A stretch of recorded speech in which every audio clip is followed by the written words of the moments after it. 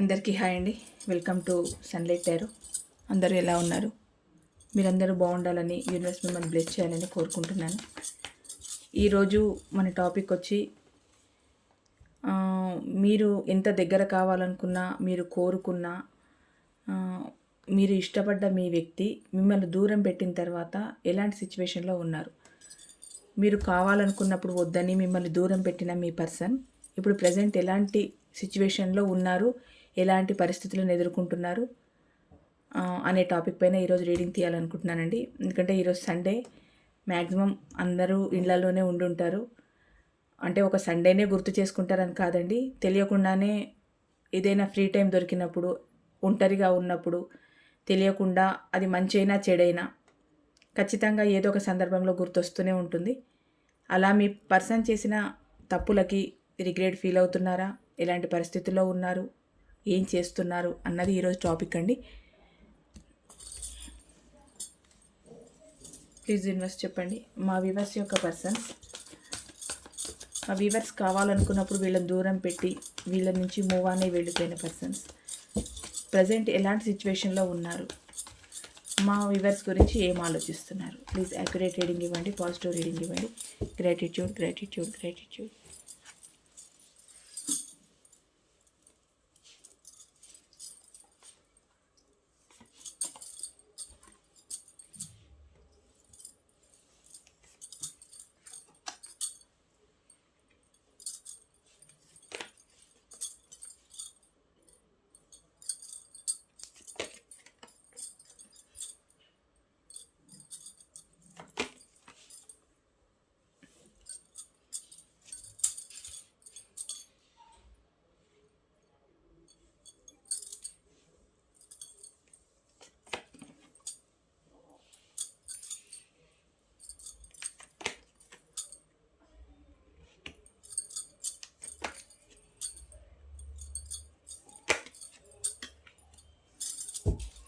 Bottom of the deck, 9 of Pentacles, 8 of Wands, 9 of Swords, 3 of Swords. Okay.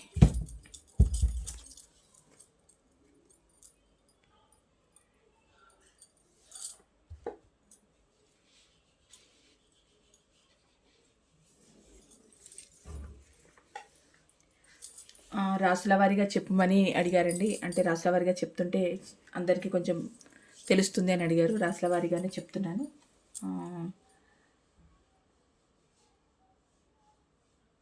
Water sign and earth sign అండి. వృశ్చికం, మీనం, కర్కాటకం, మకరం, కన్య, వృషభ రాశుల వారికి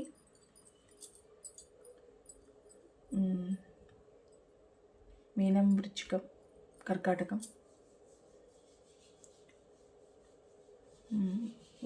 వాటర్ సైన్ వాళ్ళు ఎక్కువ కనిపిస్తున్నారండి ఇందులో. Water sign and earth sign వాళ్ళు ఎక్కువగా కనిపిస్తున్నారు.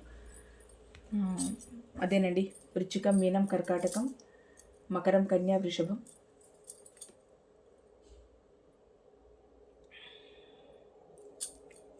ఎక్కువ ఎర్త్ సైన్, వాటర్ సైన్ వాళ్ళు ఎక్కువగా కనిపిస్తున్నారు.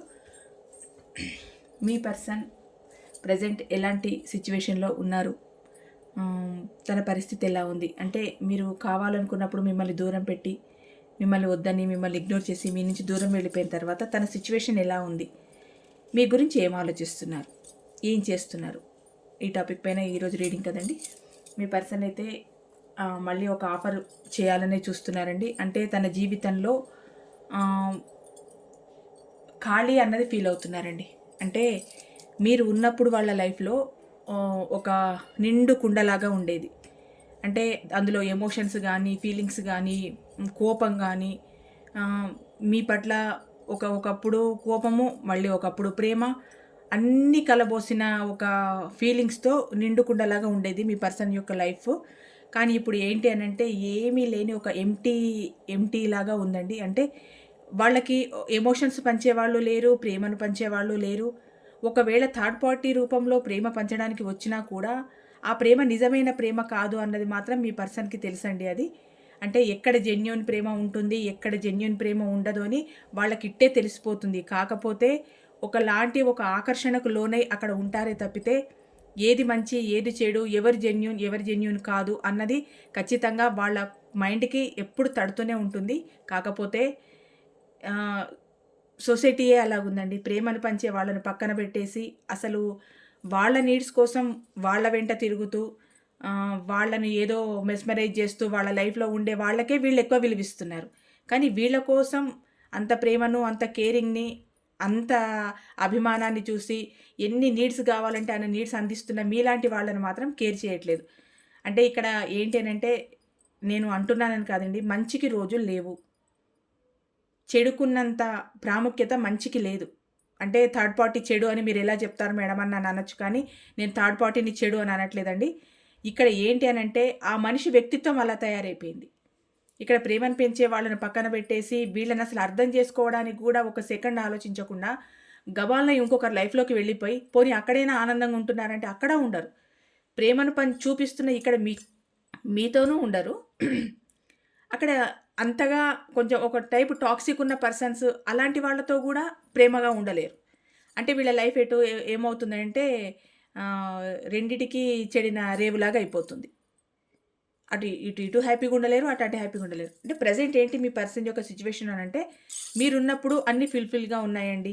అన్ని నీడ్స్, ప్రేమ, అభిమానం, కేరింగ్ అంతా బాగున్నాయి. కానీ ఇప్పుడు ఎంటీగా ఫీల్ అవుతున్నారు. ఎందుకంటే తన లైఫ్లో అంత ప్రేమను, కేరింగ్ ఇచ్చే వాళ్ళు ఎవరు లేక ఒక ఆఫర్ ఇవ్వాలని మాత్రం ఎదురు చూస్తున్నారు. మీరు ఎప్పుడెప్పుడు వాళ్ళకి కనిపిస్తారా, మీకు ఎప్పుడు ఒక ఆఫర్ ఇద్దామా, ఒక పూలగుచ్చం ఇచ్చి మీకు ప్రపోజ్ చేద్దామా అన్నట్టు అంత ఉత్సాహంతో అంత ఆరాటంతో ఉన్నారు మీ పర్సన్. ఇక్కడ ఏంటి అనంటే మీ దగ్గరికి రావాలనుకుంటున్నారు ట్రావెల్ చేసి. అంటే మేడం మా పర్సన్స్ రానే రారు, ఇదంతా ఫేకు అది ఇదని కింద కామెంట్లు పెడుతున్నారండి. నేను దాని గురించి ఒకటే మాట చెప్పాలనుకుంటున్నాను. ఎవరెవరికి ఇది general reading. First of all ఇది గుర్తుపెట్టుకోండి. ఇది ఎంతమందికి రిజనేట్ అవుతుందో వాళ్ళు తీసుకోండి. కాని వాళ్లకు ఇది కాదనుకోండి. నేను ఎప్పుడు చెప్తూనే ఉంటాను, అయినా కూడా కామెంట్స్ పెడుతూనే ఉంటారు, మాకు రాలేదు, ఇది ఫేకు, అది ఇది అని చెప్పి. మీకు రాలేదు అని అంటే గట్టిగా అక్కడ ఒక ఖచ్చితమైన కారణం ఉండే ఉంటుంది. మీ మనసుకు తెలుస్తుంది రావట్లేదు అని. అక్కడ ఏదో ఉండే ఉంటుంది. అంటే మీ సిచ్యువేషన్స్ ఇక్కడ నాకు తెలియవు కదండి. మీరు ఏ సిచ్యువేషన్స్లో విడిపోయారో, మీ మధ్యలో ఎంత పెద్ద ఆర్గ్యుమెంట్స్ జరిగాయో నాకు తెలియదు కదా. కానీ ఇక్కడ నేను రీడింగ్ తీసుకున్న టాపిక్ ప్రకారం ఇక్కడ వస్తాననే వస్తుంది. అలాంటప్పుడు నేను వస్తారనే చెప్తాను. నేను ఇది పర్సనల్ రీడింగ్ కాదు. ఏమైనా అంటే పర్సనల్ రీడింగ్ కోసమని ఇక్కడ ప్రమోట్ చేసుకున్నారా అంటారు. నేను అలా కూడా చెప్పట్లేదు. ఒకటే చెప్తున్నాను, ఇది జనరల్ రీడింగ్. ఎవరెవరికి ఎలా రిజనేట్ అయితే అలా తీసుకోండి. రిజనేట్ కాని వాళ్ళు ఈ రీడింగ్ ఈ ప్రజెంట్ ఇప్పుడు మాకు ఇది కాదు, ఇంకొకటి మాకు రిజనేట్ అవుతుంది అని అనుకోండి. అంతేగాని మాకు కాలేదు, ఫేక్, అది ఇది అది కాదని అలాంటి కామెంట్లు పెట్టకండి ప్లీజ్. మీకు రిజనేట్ అయితే హ్యాపీగా కామెంట్లు పెట్టండి, నేను హ్యాపీగా ఫీల్ అవుతాను. కాలేదంటే ఓకే, పెడుతుంటారు కదా, హాయ్ అక్క, ఎలా ఉన్నావక్క, మామూలుగా పెట్టండి. అంతేకాని కొంచెం నెగిటివ్ కామెంట్స్ మాత్రం పెట్టకండి. నాకు రావు సహజంగా నెగిటివ్ కామెంట్స్, కానీ మీకు రిజనేట్ అవ్వకపోతే అలా ఫేకు అది ఇదని పెట్టకండి. ఏది ఫేక్ ఉండదు. ఎక్కడో అక్కడ ఎంతో అంత కొంతమందికి రిజనేట్ అవుతూనే ఉంటుంది. ఫేక్ ఎలా ఉంటుంది మరి? మీ ఒక్కరికి ఫేక్ అయినంత మాత్రాన మిగతా వాళ్ళకి ఎలా రిజనేట్ అవుతుంది? అలా ఫేక్ అని మాట్లాడొద్దండి. ఫేక్ ఒక విద్యను ఇష్టమైతే గౌరవించాలి, లేదు సైలెంట్గా ఊరుకోవాలి. కానీ ఒక వ్యక్తిని, ఒక విద్యను అవమానించడం కరెక్ట్ కాదు. మీకు రిజనేట్ అవ్వకపోతే ఇది మీది, ఇక్కడికి మీకు ఈరోజు కాలేదనుకోండి, నెక్స్ట్ వచ్చేది మీదే అనుకోండి. అంతేకాని అవమానపరంగా ఫేకు అది ఇదని మాట్లాడద్దు. ఫేక్ అనుకుంటే మీరు వీడియోనే చూడరు కదా.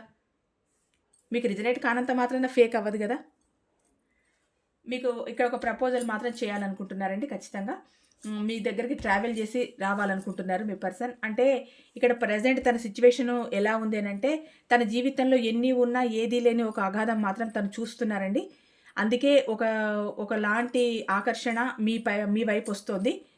ఇది కూడా ఒకలాంటి ఆకర్షణ మీ వైపు. అంటే ఉన్నన్ని రోజులు హ్యాపీగా ఉన్నారు కదా, మీతో పంచుకున్నన్ని రోజులు ఫీలింగ్స్ పంచుకున్నారు, నీడ్స్ని ఫుల్ఫిల్ చేసుకున్నారు, ఇంతో అంతో ప్రేమను తను ఇచ్చారు, ఫుల్ఫిల్గా మీరు ఇచ్చారు. అందుకని చెప్పి మళ్ళీ మనసు ఇటు లాగుతోందండి. చెప్పాను కదా, ఎంత గొప్ప వాళ్ళైనా, ఎలాంటి వాళ్ళైనా, వాళ్ళు చేసిన మంచైనా చెడైనా ఏదో ఒక రోజు ఏదో ఒక నిమిషంలో ఖచ్చితంగా గుర్తొస్తుంది. చెడు చేస్తే నిజంగా మంచి దారిలో నడవాలనుకుంటే వాళ్ళకు వాళ్ళు నేను చేసింది తప్పు అని రిగ్రెట్ ఫీల్ అవుతారు. అలాంటి ఫీలింగ్ నేను లేని వాళ్ళు ఇలాగే ఎంతోమంది లైఫ్‌లోకి వస్తుంటారు, వెళ్ళిపోతుంటారు. ఇంకా వాళ్ళకి ఆ ఫీలింగ్స్, ఎమోషన్స్ ఏమి ఉండవండి. ఈరోజు మీరు, రేపు వాళ్ళు, ఇంకొక రోజు వాళ్ళు ఇలాగే వెళ్ళిపోతారు. కానీ ఎక్కడో అక్కడ కొంచెం నేను తప్పు చేశాను అన్న ఫీలింగ్ ఉన్న వాళ్ళు మాత్రం ఖచ్చితంగా రిగ్రెట్ ఫీల్ అవుతారు. అలాంటి ఒక ఫీలింగ్ మీ పర్సన్స్‌లో కనిపిస్తుందండి. మరి ఇది అందరికీ కనిపిస్తుందా అంటే ఇవి మీ మీ మీ వ్యక్తిగత విషయాల మీద ఆధారపడి ఉంటుంది. ఇక్కడైతే మీతో మీ పైన ఒకలాంటి ఆకర్షణ ఉంది మీ పర్సన్‌కి. ఖచ్చితంగా మీ దగ్గర రావాలనుకుంటున్నారు. మీకొక ప్రపోజల్ మాత్రం చేయాలనుకుంటున్నారు. మీది సోల్‌మేట్ కనెక్షన్ లాగా ఫీల్ అవుతున్నారండి మీ పర్సన్. అంటే ఎంత దూరంలో ఉన్నా వీళ్ళ కనెక్షన్ ఎలా ఉంటుందనంటే, మనుషులు దూరంగా ఉంటారు. కానీ ఆత్మలు ఒకటిగానే ఉంటాయి. వాళ్ళక్కడుండి మీరిక్కడున్నా కూడా, వాళ్ళు మిమ్మల్ని గుర్తు చేసుకోలేదు, మీ గురించి ఆలోచించట్లేదు, వేరే థర్డ్ పార్టీ సిట్యుయేషన్‌లో ఉన్నారు అని మీ మనసుకంతా నెగెటివ్‌గా అనిపిస్తున్నా కూడా, చెప్పాను గదండీ! ఏదో ఒక సందర్భంలో ఖచ్చితంగా వాళ్ళ సోల్ మీ సోల్‌ని కనెక్ట్ అవుతుంది. అందుకే మీకు అప్పటికప్పుడే బాధ, అప్పటికప్పుడే ఏడుపొచ్చేస్తుంది. ఏం చేయాలో అర్థం గాదు. పిచ్చెక్కినట్టుంది. కడుపులో ఒకలాంటి ఆవేదన ఉంటుంది. ఆ మనిషి గుర్తుకొస్తే 100 మంది మీ ముందున్నా కూడా చెప్పుకోలేకుండా కళ్ళల్లో నుంచి పట పట పట నీళ్లు కారిపోతూనే ఉంటాయి. ఎందుకు ఏడుపొస్తుంది అన్నది మీకు అర్థం కాదు. 100 మందిలో ఉంటారు. కానీ అక్కడున్న సంతోషాన్ని మీరు స్వీకరించలేరు. ఎందుకు అంటే మీ మనసులో ఒక లోటు. మీ పర్సన్ మీ పర్సన్ మీ దగ్గర లేరన్నా సారీ అండి. మీ పర్సన్ మీ దగ్గర లేరు అన్న ఒక దిగులు, ఆరాటం, నేను మోసపోయానా అన్న ఒక విచారం అన్నీ మీ మనసులో కలగలిపి ఉంటాయి కనుక మీరు 100 మందిలో ఉన్నా కూడా మీరు ఆ సంతోషాన్ని స్వీకరించలేకపోవడం, పదే పదే మీ పర్సన్ గుర్తుకు రావడం, కళ్ళ నుంచి నీళ్లు కారిపోతూనే ఉండడం, ఎక్కడ కూర్చున్నా ఒంటరిగా కూర్చొని ఉండడం, ఎవరితో మాట్లాడాలనిపించలేకపోవడం, వీటన్నిటికీ రీజన్ ఏంటి అనంటే మీ సోల్స్ ఎప్పుడో కనెక్ట్ అయిపోయాయి. అక్కడ వాళ్ళు మీ అంతా ఆలోచించలేకపోయినా, మీరు 10 సార్లు గుర్తు చేసుకుంటే, కనీసం వాళ్ళు 2 సార్లైనా గుర్తు చేసుకుంటారు. ఈ సోల్‌మేట్ కనెక్షన్ ఏంటంటే, అక్కడ వాళ్ళు గుర్తు చేసుకున్నప్పుడు ఖచ్చితంగా మీకు కనెక్ట్ అవుతుంది. అంటే వాళ్ళు మిమ్మల్ని మర్చిపోలేదు. ఆ వాళ్ళు మర్చిపోకపోవడం వల్ల, వాళ్ళు గుర్తు చేసుకోవడం వల్ల మీకిక్కడ మరుపు రావట్లేదు. నిజంగా ఇక్కడ మీరు పూర్తిగా మర్చిపోయారు. ఆ పర్సన్ ఇంకా నా లైఫ్‌లో లేరు. ఇంకా నేను గుర్తు చేసుకోవట్లేదు. నాకసలు గుర్తే రావట్లేదు అనంటే 100కి 100% మీ పర్సన్ కూడా అక్కడ గుర్తు చేసుకోవట్లేదండి. అందుకు మీకిక్కడ గుర్తు రారు. నిజంగా మీకు పదే పదే గుర్తు రావడం, కళ్ళల్లో నీళ్లు రావడం, ఎమోషన్ అవ్వడం ఇవన్నీ జరుగుతున్నాయంటే ఖచ్చితంగా మీ పర్సన్ అక్కడ మిమ్మల్ని గుర్తు చేసుకుంటున్నారు. అందుకే ఇక్కడ సోల్‌మేట్ కనెక్షన్ లాగా ఫీల్ అవుతున్నారు. అక్కడ వాళ్ళు గుర్తు చేసుకోవడం, ఇక్కడ మీరు గుర్తు చేసుకోవడం. ఇక్కడ మీరు గుర్తు చేసుకోవడం, అక్కడ వాళ్ళు గుర్తు చేసుకోవడం. ఇదే సోల్‌మేట్ కనెక్షన్. మీ ఆత్మలు ఎప్పుడో కనెక్ట్ అయిపోయి ఉన్నాయి. మీరు దూరంగా ఉన్నా. అంటే ఇంత బాగా ఉన్నప్పుడు మమ్మల్ని వదిలేసి ఎందుకు పోయారు అనంటే అది కర్మ అండి. మీతో ఆ టైం ఉన్నంత వరకు ఉన్నారు. తర్వాత థర్డ్ పార్టీ రూపంలో నేను ప్రతి వీడియోలో చెప్తుంటాను. థర్డ్ పార్టీ రూపంలో తన కర్మ ఫేస్ చేయడానికే థర్డ్ పార్టీ లైఫ్‌లోకి వెళ్లారే తప్పితే, ఇక్కడ నిజానికి అక్కడ ఆనందం ఉంటుందా అంటే ఏమీ ఉండదు. ఎందుకంటే ఇంత ప్రేమించిన మీ దగ్గరే ఆనందం వెతుక్కోలేని ఆ పర్సన్ అక్కడ వెళ్లి ఎతుక్కుంటారా? పువ్వులలో కాళ్ళని హ్యాపీగా నడుస్తూ మెత్తదనాన్ని చూడని వ్యక్తి ముళ్ళల్లోకి వెళ్లి మెత్తదనాన్ని చూసుకుంటారా? ఇక్కడే సాధ్యం కానప్పుడు అక్కడేం సాధ్యమవుతుంది? ఇక్కడ వాళ్ళ మనసులో మీరున్నారు. మీ దగ్గరికి రావాలనుకుంటున్నారు. ఆహ్, లాంగ్ ట్రావెల్ చేసి రావాలనుకుంటున్నారు. మీ పైన ఒక అట్రాక్షన్ మాత్రం ఖచ్చితంగా ఉందండి. కాకపోతే ప్రెజెంట్ ఉన్న సిట్యుయేషన్‌లో తన ప్రేమని మీకు ఎక్స్‌ప్రెస్ చేయలేకపోతున్నారు. అంటే మిమ్మల్ని వదిలి వెళ్ళిపోయిన తర్వాత గూడా తన సిట్యుయేషన్ గానీ, తన పరిస్థితులు కానీ, మీ గురించి ఏం ఆలోచిస్తున్నారు అన్న దాంట్లో చూస్తే ప్రెజెంట్ తన ఉన్న సిట్యుయేషన్‌లో తన ప్రేమని బయటికి ఎక్స్‌ప్రెస్ చేయలేకపోతున్నారు. మీకు చూపించలేకపోతున్నారు. ఎందుకు చూపించలేకపోతున్నారు అనంటే, గతంలో మిమ్మల్ని మోసం చేసి, మిమ్మల్ని వద్దని, మిమ్మల్ని ఇగ్నోర్ చేసి, మిమ్మల్ని చీకొట్టి వెళ్ళిపోయిన మనిషి ఇప్పుడొచ్చి నీకు నా మీద ప్రేమ ఉంది. మళ్ళీ నేను నీ లైఫ్‌లోకి వస్తాను అనంటే అందరూ యాక్సెప్ట్ చేస్తారనండి? సరే మీ పర్సన్ మీ లైఫ్‌లో ఉన్నప్పుడు మీరు కొంచెం ఎమోషనల్‌గా ఉండి ఉంటారు. మీ పర్సన్‌కి చాలా కనెక్ట్ అయ్యి ఉంటారు. ఎప్పుడైతే మీ పర్సన్ మిమ్మల్ని ఇగ్నోర్ చేసి వెళ్ళిపోయారో కొంతమంది ప్రాక్టికల్‌గా మారిపోయి ఉంటారు. కొందరేమో అదే ఎమోషనల్ జోన్‌లో ఉండి ఏడ్చుకుంటూ వేరే ప్రపంచం తెలియకుండా ఇంట్లోనే ఉంటూ, ఒంటరిగా ఉంటూ ఒక రకంగా జీవితాన్ని దుర్భరం చేసుకునే వాళ్ళు ఉంటారు. కొందరేంటి అనంటే ఇంత ప్రేమించిన తర్వాత కూడా అర్థం చేసుకోని మనిషి నాకెందుకు, సరే లీవ్ ఇట్ అని వదిలేస్తారు కొంతమంది. ప్రాక్టికల్‌గా మారిపోతారు. అలాంటి ప్రాక్టికల్‌గా మారిన తర్వాత తనొచ్చి నేను ప్రేమిస్తున్నాను, మళ్ళీ ఒక ఆఫర్ ఇవ్వు, సెకండ్ ఛాన్స్ ఇవ్వు అనంటే ఇచ్చేవాళ్ళుంటారు, ఇవ్వని వాళ్ళుంటారు. ఇవ్వని వాళ్ళ ముందు మాత్రం వాళ్ళ ప్రేమని వ్యక్తపరచలేరు. అది చాలా ఫీల్ అవుతున్నారు మీ పర్సన్. ప్రెజెంట్ సిట్యుయేషన్‌లో తన ప్రేమని వ్యక్తపరచడానికి చాలా ఇబ్బంది పడుతున్నారు. బ్యాలెన్స్ చేసుకోలేకపోతున్నారు, చెప్పలేకపోతున్నారనమాట. ఇక్కడ ఏంటి అనంటే వేరే వాళ్ళ ద్వారా మీ గురించి తెలుసుకుంటున్నారండి. మీ పర్సన్ ఒక మంచి అథారిటీ ప్లేస్లో ఉన్న పర్సన్ అండి, మంచి హోదాలో ఉన్న పర్సన్. ఇక్కడ ఏంటి అంటే కొంతమంది పెళ్లి కాని వాళ్ళకు కూడా మళ్ళీ వచ్చి మ్యారేజ్ ప్రపోజల్ చేసే అవకాశాలు చాలా ఉన్నాయి. మిగతా కొంతమందికి ఏంటి అనంటే మీ గురించి వేరే వాళ్ళ ద్వారా తెలుసుకుంటున్నారు.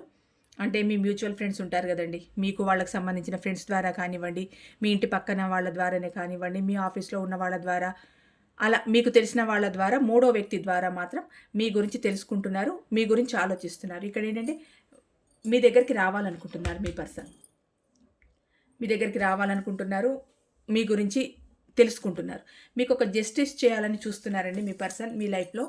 అంటే ఇది ఒక రకంగా రియూనియనే అనుకోవాలండి. ఎందుకంటే వద్దు అని దూరం పెట్టి వెళ్ళిపోయిన మనిషి మళ్ళీ మీ దగ్గరికి రావాలని, మీకు ఒక న్యాయం చేయాలని అనుకుంటున్నారు అని అంటే ఇది ఒక రకంగా రియూనియనే, మళ్ళీ మీ దగ్గరికి రావాలనుకోవడమే.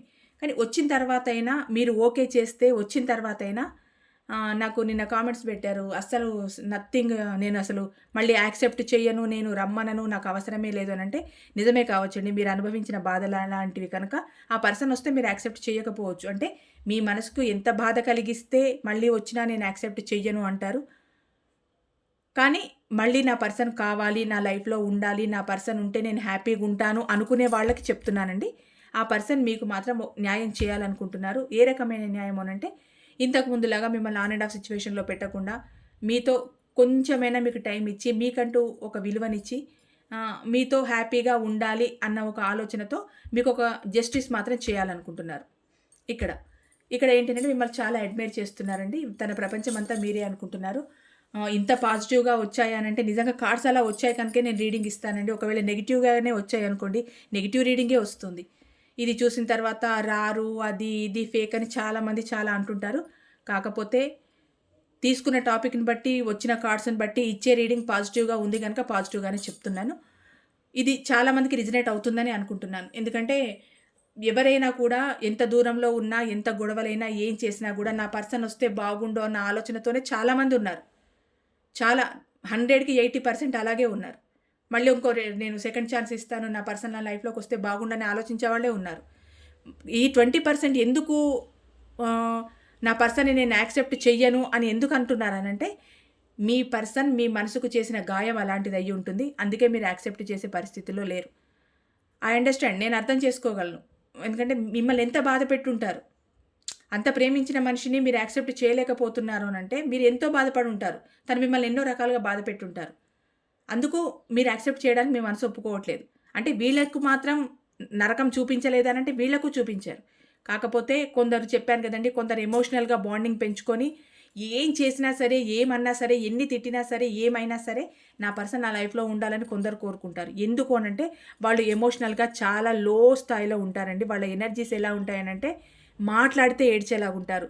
ఏమైంది అని గట్టిగా పలకరిస్తే సడన్గా అట్లా గదిమినట్టు చేస్తేనే ఏడ్చే వాళ్ళు ఉంటారు. అట్లా ఎమోషనల్ చాలా లో ఎనర్జీస్ ఉన్న వాళ్ళు మాత్రం ఖచ్చితంగా వస్తే చాలు, మాట్లాడితే చాలు, 2 మాటలు మాట్లాడితే చాలు అనుకున్న వాళ్ళు ఉంటారు. కొందరేమో గుండె ధైర్యంతో ఉంటారండి. అంటే మిమ్మల్ని పెట్టిన బాధలు, మీరు అనుభవించిన అవమానాల్ని బట్టి మీరేమనుకుంటారంటే ఇంత ప్రేమించిన తర్వాత కూడా నాకు విలువలేని చోట నాకొద్ది పర్సన్, నాకు అవసరం లేదు, ఈ పర్సన్కి మళ్ళీ నేను సెకండ్ ఛాన్స్ ఇవ్వడం ఏంటి అని కొందరు అనుకుంటారు. వాళ్ళు ప్రాక్టికల్గా ఉంటారు. నిజం చెప్తున్నాను, వాళ్ళే జీవితంలో ముందుకెళ్తారండి. ఎమోషనల్గా నా పర్సనే కావాలి, వాళ్ళనే పట్టుకొని నేను ఏడుస్తాను, నాకు ఎన్ని బాధలు పెట్టినా సరే, ఎంత తిట్టినా సరే అని అనుకునే వాళ్ళు ఎప్పుడు వాళ్ళ కాళ్ళ కిందనే పడి ఉంటారు. కానీ మీకంటూ ఒక స్థాయిని ఏర్పరచుకోలేరు. ఎప్పుడైతే ప్రాక్టికల్గా ఉండి నన్నుగా స్వీకరించి నా ఫీలింగ్స్కి, నా ఎమోషన్స్కి విలువ ఇస్తారో అప్పుడే నా పర్సన్ని నేను స్వీకరిస్తాను అని ప్రాక్టికల్గా ఉండేవాళ్ళు మాత్రం లైఫ్లో చాలా ముందుకెళ్తారు. అంటే ప్రాక్టికల్గా ఉండడం అంత తప్పు కదా మేడం అని అనేవాళ్ళు అనొచ్చు.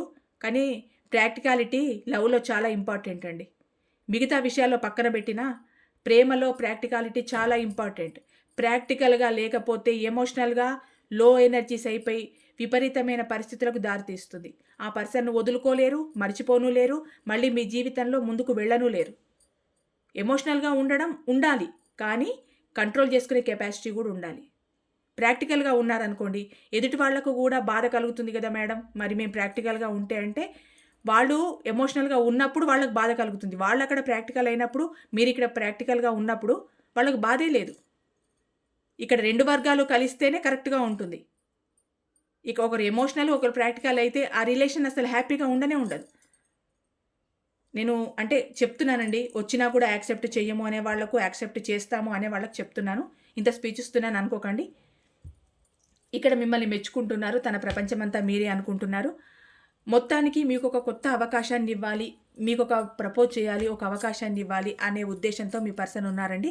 ప్రెజెంట్ తన సిట్యుయేషన్ అంతా ఒంటరిగా ఉన్నారు, ఎంప్టీగా ఉన్నారు. తన జీవితంలో ఒక హ్యాపీనెస్ అంటూ లేదు. మీరు లేని జీవితం తనకి చాలా అంటే చాలా శూన్యంగా కనపడుతోంది. అందుకు మీ దగ్గరికి మళ్ళీ రావాలి. ఎంత దూరంలో ఉన్నా ట్రావెల్ చేసి రావాలి. మీ ప్రేమను పంచుకోవాలి. మీకొక న్యాయం చేయాలి అన్న ఉద్దేశంతో మీ పర్సన్ ఉన్నారండి. కానీ ప్రెజెంట్ ఉన్న సిట్యుయేషన్‌లో మాత్రం చాలా బాధపడుతున్నారండి. అంటే మీ ప్రేమని బ్యాలెన్స్ చేసుకోలేకపోయారు. మీ ప్రేమకి న్యాయం చేయలేకపోయారు. మిమ్మల్ని దూరం పెట్టాల్సొచ్చింది. దానికి బాధపడుతున్నారు. ప్రెజెంట్ తన లైఫ్‌లో ఎవరైతే ఉన్నారో థర్డ్ పార్టీ వాళ్ళ వల్ల గూడా చాలా బాధపడుతున్నారండి. నేను ఒక పర్సన్ అనే చెప్పట్లేదు. కెరియరే కావచ్చు, ఫ్యామిలీయే కావచ్చు, ఇతరత్రా వివాహ చి విషయాలు ఏవైనా కావచ్చు థర్డ్ పార్టీ.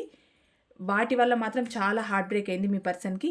ఫస్ట్ తన మనసులో ఉన్న హార్ట్ బ్రేక్‌కి కారణం ఏంటి అనంటే మిమ్మల్ని దూరం చేసుకోవడం, మీ నుంచి తనను దూరంగా ఉండడం. ఇదే తన మనసును కలిచివేస్తున్న ప్రధాన బాధ. మిగతావన్నీ సెకండరీ. వాటి వల్ల కూడా బాధపడుతున్నారు. కానీ మీ విషయంలో ఎక్కువగా బాధపడుతున్నారు. చూడండి, స్లీప్‌లెస్ నైట్స్. ప్రెజెంట్ మీ పర్సన్ అసలు బాగోలేరండి. హార్ట్ బ్రేక్ అయింది. చాలా బాధపడుతున్నారు. ఎమోషనల్‌గా అసలు కంట్రోల్‌లో లేరు. ఏడుస్తున్నారు ఒక రకంగా చెప్పాలంటే. విపరీతమైన డిప్రెషన్‌లో ఉన్నారు. రాత్రులు నిద్ర పట్టట్లేదు. 24/7 మీ గురించే ఆలోచిస్తున్నారు. మీ మీదే వాళ్ళ ఆలోచనలు ఉన్నాయి. ఎందుకంటే వాళ్ళకు వాళ్ళుగా వద్దనుకున్న రిలేషన్ కదండి. మీరు వద్దన్న రిలేషన్ కాదు కదా. మీరే వద్దంటే సరే, ఇంకా మీరే వద్దన్న తర్వాత అనుకోవచ్చు. కానీ ఇంకా మీరు ఆ ప్రేమను చూపిస్తున్నారు, ఆ కేరింగ్‌ని చూపిస్తున్నారు.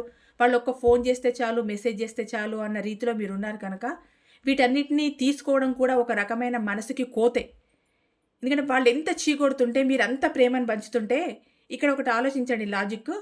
ఒక మనిషిని చీకొడుతూ ఉంటే వాళ్ళు మళ్ళీ వస్తే తెలియకుండానే ఆ హృదయం ద్రవించిపోతుంది.